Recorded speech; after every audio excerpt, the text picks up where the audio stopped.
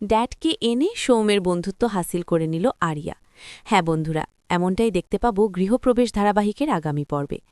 আকাশ আরিয়ার জন্য খাবার নিয়ে আসে, কিন্তু সেই খাবারে মাশরুম থাকায় আরিয়া কিছু বলতে পারে না। বাবাকে কষ্ট দিতে চায় না বলে সে ওই খাবারই খেতে উদ্যত হয়। ঠিক সেই মুহূর্তে শুভ এসে তাকে থামিয়ে দেয় এবং জানায় যে আরিয়ার আসলে মাশরুমে অ্যালার্জি আছে। কিন্তু আকাশ সম্পূর্ণ ভিন্ন কথা বলে এবং প্রশ্ন তোলে যে তার মেয়ের মাশরুমে অ্যালার্জি হবে কেন। তখন আরিয়া নিজেই স্বীকার করে যে সত্যিই তার মাশরুমে অ্যালার্জি রয়েছে। শুভ তখন বলে যে আপনি বাবা হয়েও নিজের মেয়ের অ্যালার্জির বিষয়টা জানেন না, এটা কেমন কথা। আকাশ তখন বিষয়টা এড়িয়ে গিয়ে বলে যে এটা আমাদের পারিবারিক ব্যাপার, আপনার এখানে নাক গলানোর দরকার নেই।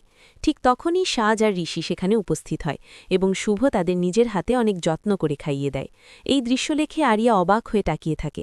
তার মনে একটাই ইচ্ছে জাগে, তাকেও যদি তার মা এভাবে আদর করে খাইয়ে দিত। আকাশ বুঝতে পারে যে আরিয়ার মনে মায়ের প্রতি টান জেগে উঠছে, কিন্তু এটা কোনোভাবেই হতে দেওয়া যাবে না। তাই সে আরিয়াকে বলে, শুভলক্ষ্মীর কথায় কান দিও না, তাকে কোনো গুরুত্ব দেবে না। এসব বলার পর আকাশ যখন আরিয়াকে খাইয়ে দিতে যায়, তখন আরিয়া শুভলক্ষ্মীর দিকে তাকিয়ে থাকে।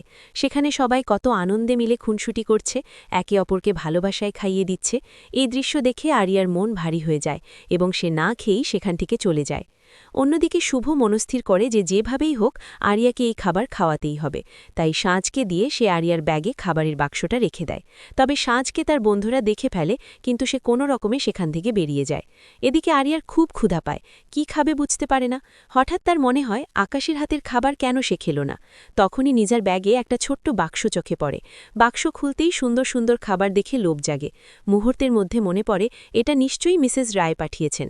খাবারটা ফেলে দিতে যায়, কিন্তু তখনই মনে হয় এটা খেলে আর কি এমন ক্ষতি হবে। সবাই তো কত আগ্রহ নিয়ে খেল। তাই সমস্ত মান অভিমান সরিয়ে রেখে শেষ পর্যন্ত শুভর হাতের রান্না করা খাবার খেয়ে নেয় আরিয়া। দূর থেকে এই দৃশ্য দেখে শুভ মনে মনে বলে, এভাবেই আমি ধীরে ধীরে তোর কাছে পৌঁছে যাব আরিয়া, আমার ভালোবাসা দিয়ে তোকে আবার ফিরিয়ে আনব।